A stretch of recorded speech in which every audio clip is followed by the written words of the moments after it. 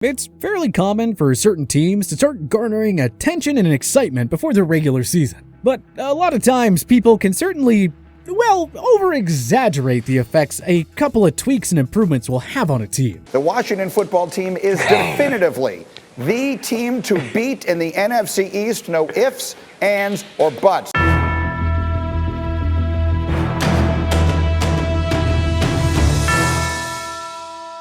Every year, NFL fans and prognosticators get overly excited about certain teams following busy and productive off-seasons. Max, which team wins the AFC East?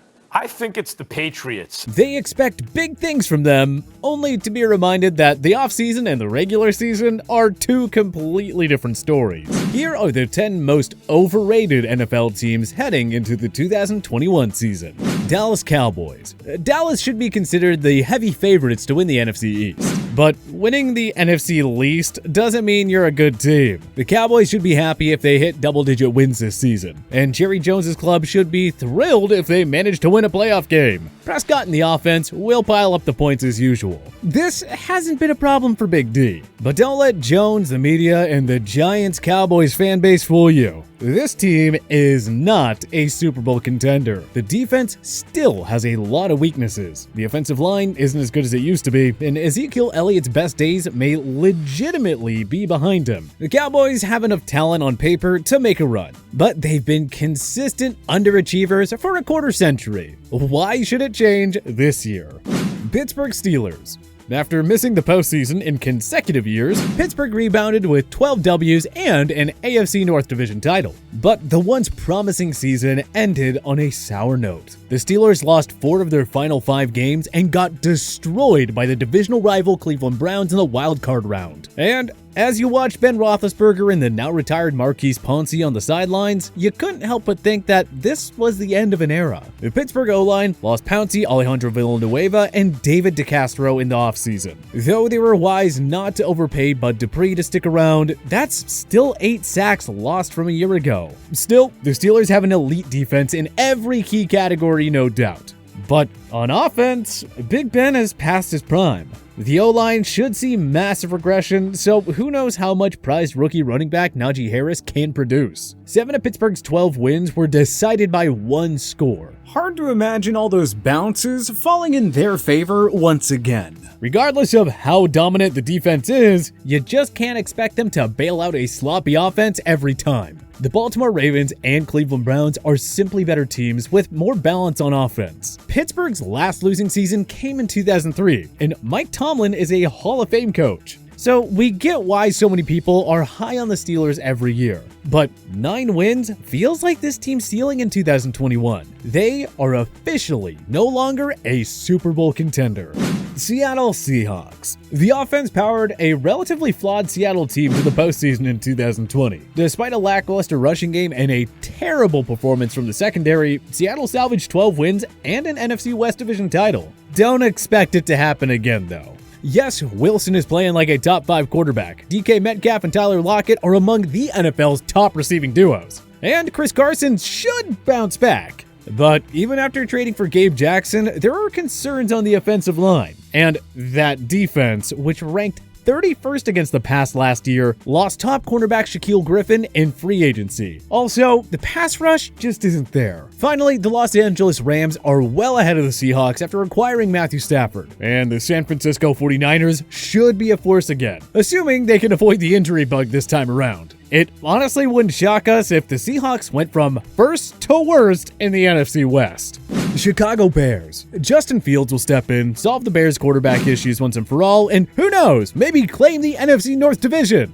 Probably not, actually. Matt Nagy has made it clear that Andy Dalton is the Week 1 starter. Even if he struggles and Fields takes the starting reins, there's no guarantee that he produces right off the bat. Nagy's offense has become stale, and Allen Robinson and David Montgomery are the only playmakers at the skill positions. So Fields isn't a guarantee to just come in and dominate right away. The usually stingy Chicago defense will likely take a step back in 2021 as well. Khalil Mack and Robert Quinn weren't their usual selves last season, and releasing veteran cornerback Kyle Fuller in a cap-saving move was a questionable call. That secondary lost a reliable playmaker and a superb leader. Stomp the brakes on the Justin Fields is here to save the day thing. Even if he pans out in Chicago, it's gonna take some time. This should be viewed as a retooling year in Chicago more than anything else. Washington football team. Ron Rivera and company were a feel-good story in 2020. Led by a fierce front seven and the inspiring play of comeback player of the year Alex Smith, Washington won 7 games en route to an NFC East Division title. And they even gave the eventual Super Bowl champion Tampa Bay Buccaneers quite the scare in the first round of the playoffs. The football team had a superb offseason. They signed the speedy Curtis Samuel to complement Terry McLaurin. They signed 2020 breakout corner William Jackson III in free agency before drafting Jamin Davis to further strengthen their front seven.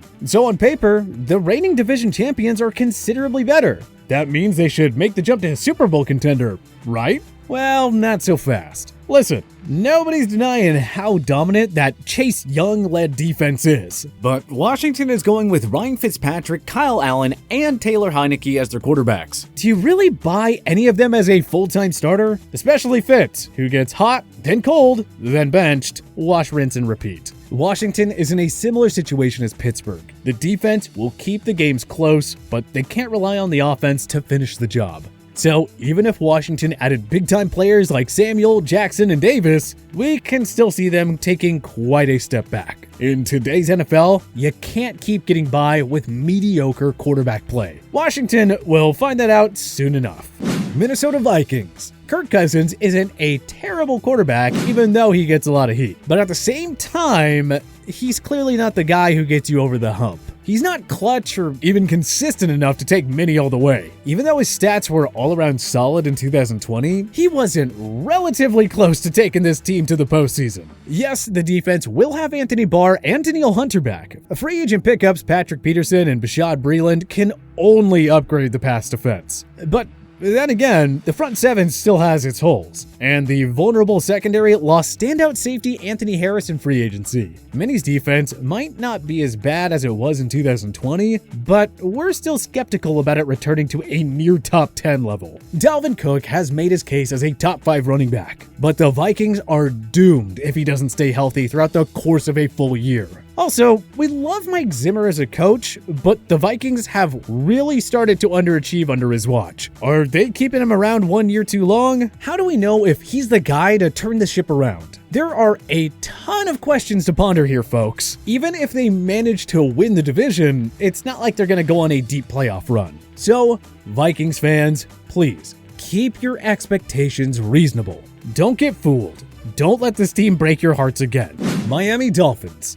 The Dolphins were a pleasant surprise in 2020, finishing 10-6 following a sluggish 1-3 start. Yes, the season ended on a sour note when they got blown out by the Buffalo Bills in a must-win Week 17 contest, but there was a lot to love about Brian Flores' second year on the job. A lot of folks are penciling Miami as a team to make that jump in 2021. And we get it. Tua Tagovailoa can only improve after a roller coaster rookie year. The additions of Will Fuller V and Jalen Waddle give Tua 3 stud receivers to work with, the other being Devontae Parker. But there's no guarantee that Tua reaches that next level in his sophomore year. Also, Miami finished 22nd in rushing last season, and yet they didn't bother to address the position. They're hoping third-year product Myles Gaskin can carry the ground game. Easier said than done. Also, you just get the feel that the Miami defense overachieved last year. They were 6th in scoring D despite finishing 20th in yards allowed, and good luck matching last year's league-leading 29 takeaways. We should also mention that the AFC East rival New England Patriots should be a whole lot better in 2021. So Miami's path to double-digit wins and a potential playoff berth get even tougher. Add it all up, and it's hard to see another 10-win season in South Beach.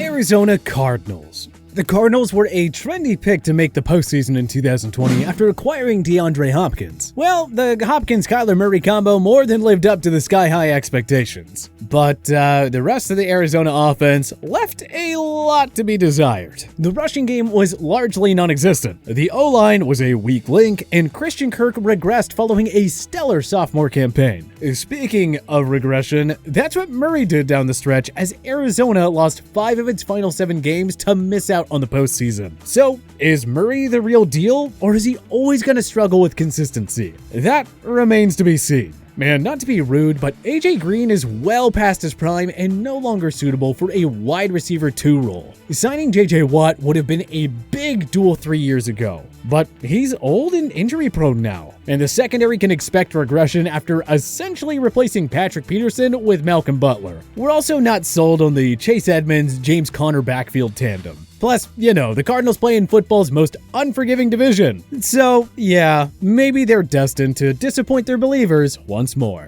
New Orleans Saints. Losing Drew Brees hurts, but it's so easy to just assume that quarterbacks guru Sean Payton will fix Jameis Winston and keep the Saints' competitive window open. After all, New Orleans went 5-0 with Teddy Bridgewater in 2019 and 3-1 with Taysom Hill in 2020. Sure, Winston will play behind an elite O-line with Michael Thomas and Alvin Kamara at his side, but Emmanuel Sanders and Jared Cook are gone. So there's a lack of depth in playmakers there. Also, we can't just discount Winston's high turnover numbers when he was with Tampa Bay. Payton may help him cut down on those, but they're not going to go away entirely. The defense lost Trey Hendrickson, Sheldon Rankins, Quan Alexander, and Janoris Jenkins. They can totally remain a top 10 unit with Cameron Jordan, Marcus Williams, and Marshawn Lattimore. But there is going to be some form of regression. And the Saints were pretty lucky to win 12 games last season, given the mediocre quarterback play. They largely struggled against top-notch opponents. So you better believe that's going to catch up to them in 2021. Not saying the Saints can't salvage a winning season and playoff berth, but they are miles behind the NFC South rival and defending Super Bowl champion Tampa Bay Buccaneers. And even if they sneak into the postseason, you can't really envision them going on a run.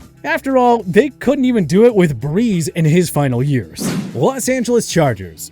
Some fans and pundits seem to think that the Chargers are capable of seriously challenging the Kansas City Chiefs in the AFC West. We say, hold your horses. Sure, Justin Herbert is coming off the greatest rookie QB season ever, but are we 100% positive that he'll repeat or even top it? I mean, just look at what happened to Baker Mayfield in 2019 after his record-breaking rookie season. Keenan Allen, Austin Eckler, Jared Cook, and Mike Williams round out a solid group on offense. But are these guys enough for Herbert? Allen is the only true Pro Bowl talent here, and the rushing game has some question marks. Yes, they signed Corey Linsley and drafted Rashawn Slater to fix the O-line. But remember, not all high-priced free agent signings or high draft picks work out in the NFL. We love the Brandon Staley hire as the new defensive-minded head coach, but this group isn't the same as what he had with the Rams. Derwin James has to stay healthy if this secondary is to have any hope. And someone will have to help Joey Bosa following the departure of Mark Ingram.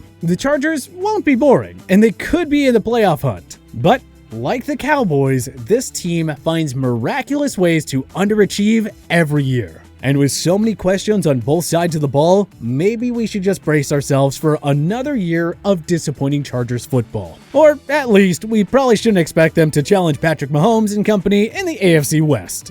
But hey, who do you think is the most overrated NFL team heading into the 2021 season? Join us in the comments section below. If you like this video and learned a thing or two, clicking the like button helps out a ton. And hey, we appreciate it. If this is your first time coming around to TPS though, subscribing is a great idea because we put out videos like this every single day. But as always, thanks for watching and we'll see you guys next time.